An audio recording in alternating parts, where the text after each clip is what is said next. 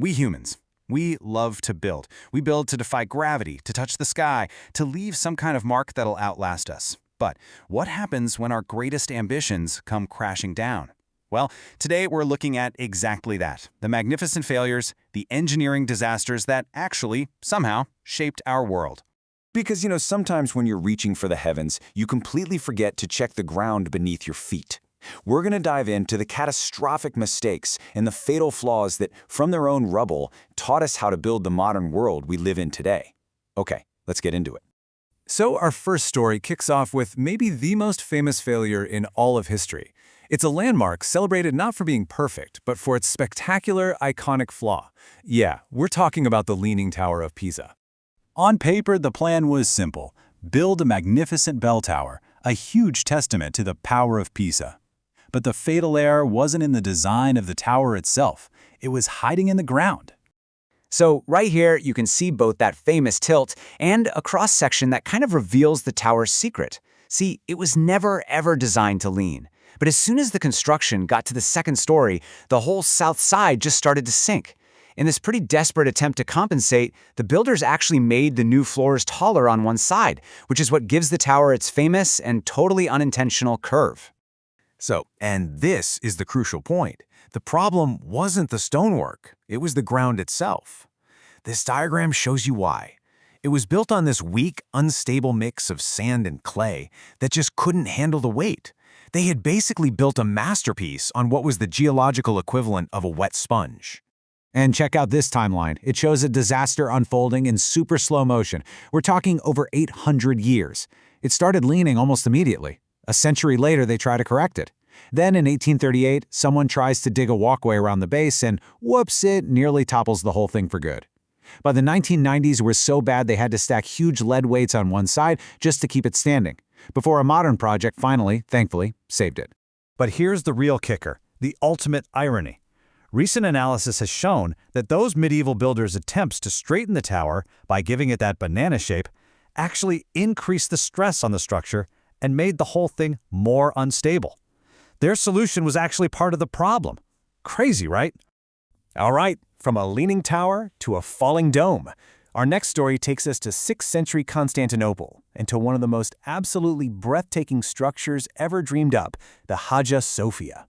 This was a building so revolutionary, so out there, that its designers were pushing the absolute limits of what was possible in architecture. But, when you push the limits, sometimes the limits push back. Hard. The ambition here was, celestial. Emperor Justinian didn't just want another church, he wanted a building that would be a literal vision of heaven on earth.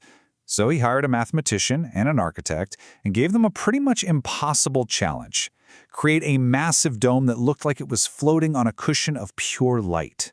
And for 20 years, it stood. It was an absolute marvel. And then, disaster. A series of earthquakes hit the city. And as this eyewitness account tells us, the massive dome, cracked and weakened, just gave way.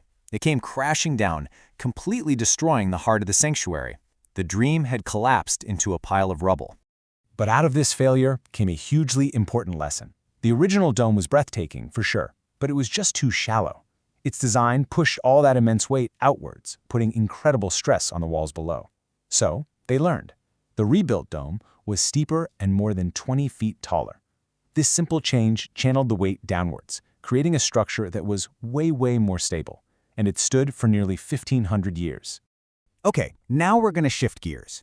We're moving from these singular, grand monuments to a systemic failure, a problem that threatened not just one building, but an entire city. We're headed to ancient Rome.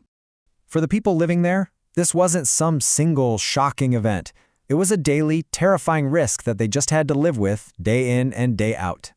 So back in the 1st century AD, Rome was the biggest city on the planet, home to about 1 million people. With a population density like modern-day Mumbai, the demand for housing was just off the charts. The solution? These multi-story apartment blocks called insulae. And this right here, this tells the story of two completely different cities living side by side. While the wealthy were living it up in these spacious, luxurious homes, the vast majority of people were packed into flimsy, timber-framed apartments. These buildings were dark, they were cold, and they were incredibly dangerous. Basically just tinderboxes waiting for a spark. And the human cost was just staggering. This heartbreaking inscription gives us this really personal, awful glimpse into the terror. It tells the story of one man who died trying to escape his burning apartment. This wasn't some abstract risk, it was a daily reality that claimed so many lives. And then, the ultimate catastrophe. In 64 AD, a fire broke out that just raged for days, and it destroyed huge parts of the city. The insulae, built so close together and out of wood, they were basically fuel for the fire. But out of this total devastation came another critical lesson. Rome created some of the world's very first building codes, requiring things like access to water and minimum distances between buildings. So, what do we got? A leaning tower, a fallen dome, and an entire city of fire traps. What do all these failures have in common?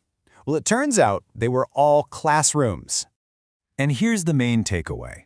We didn't learn how to build skyscrapers by only studying our successes. We learned from the rubble. The unstable soil of Pisa taught us about geotechnics. The collapse of Hagia Sophia's dome taught us about load-bearing and physics. The fires of Rome gave us urban planning and safety codes. Which kind of leaves us with this big, provocative question. Every era has its own blind spots, right? So what are these subtle cracks in our own modern marvels? What are the failures we're building right now that will become the essential, hard-won lessons for tomorrow's engineers?